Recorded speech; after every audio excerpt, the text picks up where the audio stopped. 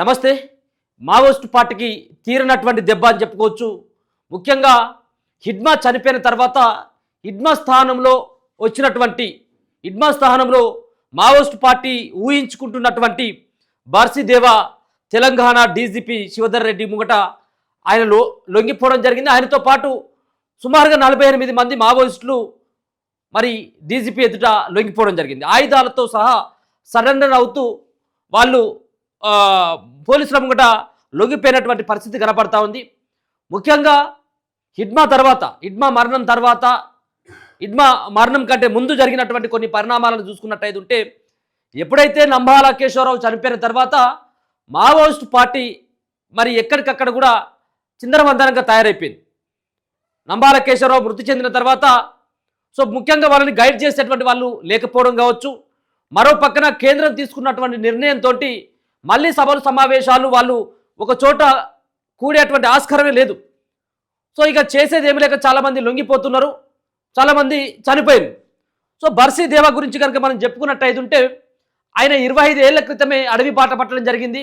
25 ఏళ్ల క్రితమే ఆయన అడవిలోకి వెళ్ళి అంచెలంచెలుగా ఎదుగుతూ ఇప్పుడు కేంద్ర కమిటీ స్థాయి వరకు గెరిల్లా ఆర్మీకి చీఫ్గా, మొన్నటి వరకు గెరిల్లా ఆర్మీ అంటేనే అది హిడ్మా నేతృత్వంలో పనిచేసేటువంటి ఆర్మీ అంతా కూడా.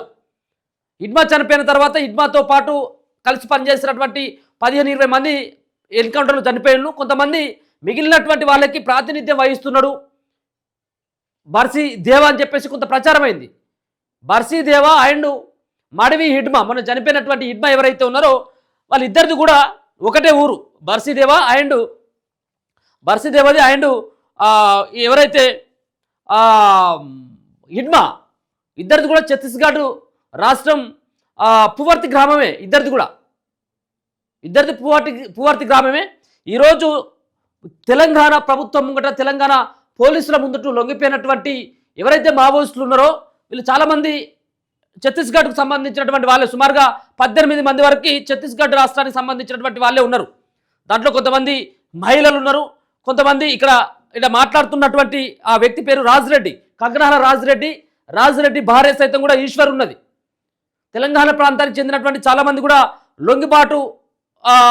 లొంగుబాటుకి వాళ్ళు నిర్ణయం తీసుకోవడం జరిగింది. డీజీపీ ఒక ప్రకటన కూడా చేయడం జరిగింది. లొంగిపోండి, ఆప్షన్ ఏమీ లేదు, మీ ముందున్నటువంటి కర్తవ్యం ఒకటి, మీరు వచ్చి లొంగిపోండి, సమయం లేదు అని చెప్పేసి కూడా హెచ్చరిస్తూ ఉన్నారు. గతంలో దాదాపుగా 400 మంది బెటాలియన్ సభ్యులుంటే ఇప్పుడు కేవలం 50-60 మందికి మాత్రమే పరిమితం అయిపోయిందంటే మావోయిస్ట్ పార్టీ ఏ విధంగా కుదేలవుతుందో ఈ యొక్క సంఖ్యను చూస్తే మనకు స్పష్టంగా అర్థమవుతా ఉంది. అసలు ఎవరు కూడా ఊహించకపోవచ్చేమో. మేబీ హిడ్మాకి చాలా సన్నిహితుడు, 25 ఏళ్ళుగా అడవిలో ఉన్నాడు, గెరిల్లా ఆర్మీకి ప్రాతినిధ్యం వహిస్తున్నాడు.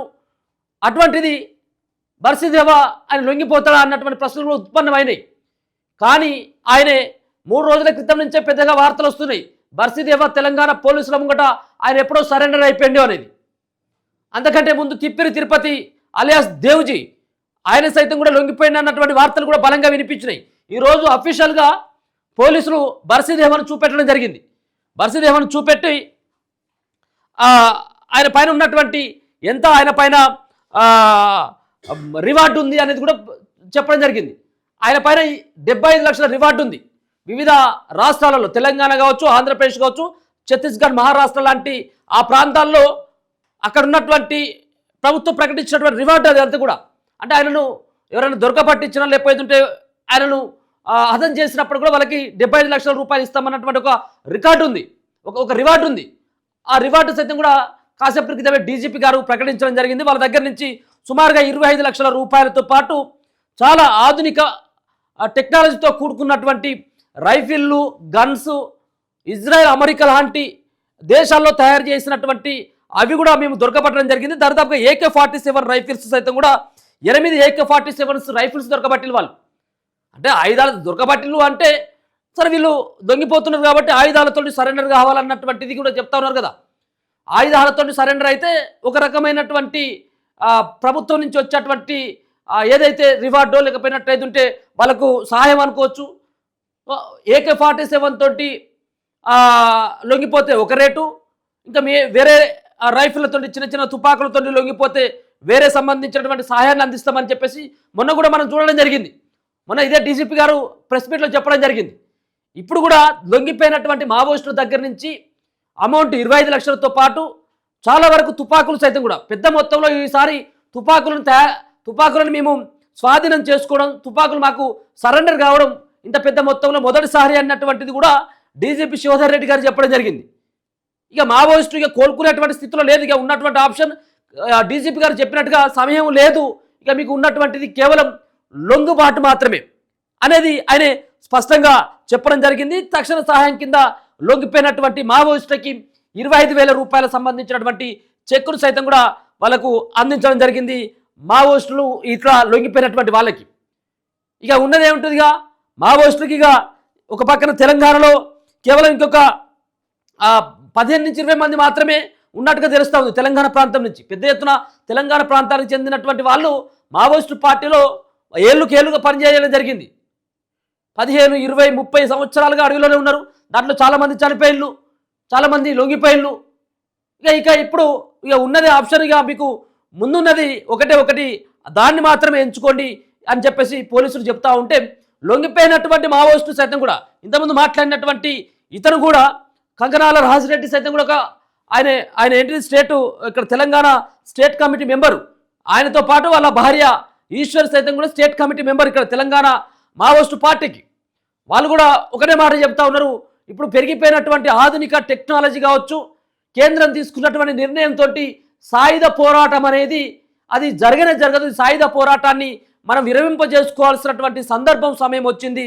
ఇక మీరు లొంగిపోండి, మేము ఏదైతే లొంగిపోయినామో, ఏదైతే సాయుధ పోరాట మార్గాన్ని మేము ఏదైతే ఎన్నుకున్నామో దాంతో ఇక సాధ్యపడేటువంటి అవకాశం లేదు. నెక్స్ట్ ఇక మీరు లొంగిపోవాల్సిందే అని చెప్పేసి ఆయన ఒక సూచన కూడా లొంగిపోయినటువంటి మావోయిస్టులు సైతం కూడా వాళ్ళు చెప్తా ఉన్నారు. సో ఇప్పటికైతే వాళ్ళ దగ్గర నుంచి ఏది ఆయుధాలు, కోల్డ్ రైఫిల్ అమెరికాలు, అలాగే ఇజ్రాయెల్లో తయారు చేసినటువంటి వాటిని సైతం కూడా వాళ్ళు స్వాధీనం చేసుకోవడంతో పాటు 25 లక్షల రూపాయలకు సంబంధించినటువంటి నగదును సైతం కూడా వాళ్ళ దగ్గర నుంచి రికవరీ చేసినట్టుగా పోలీసు అధికారులు అయితే చెప్తా ఉన్నారు. మొత్తానికైతే మాత్రం 3-4 రోజులుగా వార్తలు బలంగా వినిపిస్తూ ఉన్నాయి. అసలు ఇడ్మాకి చాలా సన్నిహితుడైనటువంటి బర్సిదేవాని పోలీసులు అదుపులోకి తీసుకున్నారా, లేకపోతే పోలీసులు అదుపులోకి తీసుకున్నట్టయితుంటే ఎన్కౌంటర్ చేసేసిల్లా, లేకపోయినట్టయితుంటే మీడియా ముంగట వాళ్ళని ఏమైనా ప్రవేశపెడతారా లేదా, అసలు లొంగిపోయింది బర్సిదేవనా లేకపోతే తిప్పిరి తిరుపతి అన్నటువంటి అనుమానాలు కూడా కలిగినాయి. కానీ మొత్తానికైతే డీజీపీ ముంగట తిప్పిరి తిరుపతి లేనట్టుగా మనం ఇప్పుడు అర్థం చేసుకోవాలి. తెలంగాణ ప్రభుత్వం కూడా ఎందుకు అర్థం చేసుకోవాలంటే ఒకవేళ ఆయన లొంగిపోయినట్టయితే లొంగుబాటుని ఈరోజు పోలీసు వాళ్ళు చూపెట్టేమో, కానీ చూపెట్టలేదు అంటే ఇప్పుడు తిప్పిరి తిరుపతి పోలీసుల అదుపులో లేడు కావచ్చేమో. ఒకవేళ ఉంటే వేరే రాష్ట్రంలో ఉన్నటువంటి పోలీసుల అదుపులో ఉన్నాడేమో, చెప్పలేము. కానీ సో మొత్తానికి చూడాలి. ఆయన కూడా ఒక వార్తలు వస్తా ఉన్నాయి, ఆయన కూడా లొంగిపోయేందుకు సంసిద్ధమైపోయాడు. ఇక ఉన్నటువంటి ఏకైక లక్ష్యం ఆయన లొంగిపోవడమే. కాబట్టి ఒక యూట్యూబర్ తోటి మీడియేటర్గా అంటే ఆయన ఒక ఇంటర్వ్యూ ఇచ్చిన తర్వాత ఆయన ఎన్నుకున్నటువంటి లక్ష్యం ఏంటిది, ఆయన యొక్క సిద్ధాంతం ఏంటిది, ఆయన జనాల్లోకి మళ్ళీ ఎందుకు రావాలనుకుంటా ఉన్నాడు, ఇప్పుడున్నటువంటి ఈ సందర్భంలో కేంద్రానికి ఏం మాట్లాడదలుచుకున్నారు వాళ్ళని ఉద్దేశించి అన్నటువంటిది మొత్తానికి ఒక ఇంటర్వ్యూ తర్వాత ఆయన కూడా లొంగిపోయేందుకు దేవుజీ ట్రై చేస్తున్నట్టుగా తెలుస్తూ ఉంది. మొత్తానికైతే 48 మందితోటి లొంగిపోయినట్టుగా కాసేపటి క్రితమే శివధర్ రెడ్డి డీజీపీ తెలంగాణ ఆయన కూడా ప్రకటించి ఆయుధాలకు సంబంధించినటువంటి అన్ని అంశాలను సైతం కూడా ఆయనే తెలపడం జరిగింది. చూస్తూనే ఉండండి మన తొలి వెలుగు.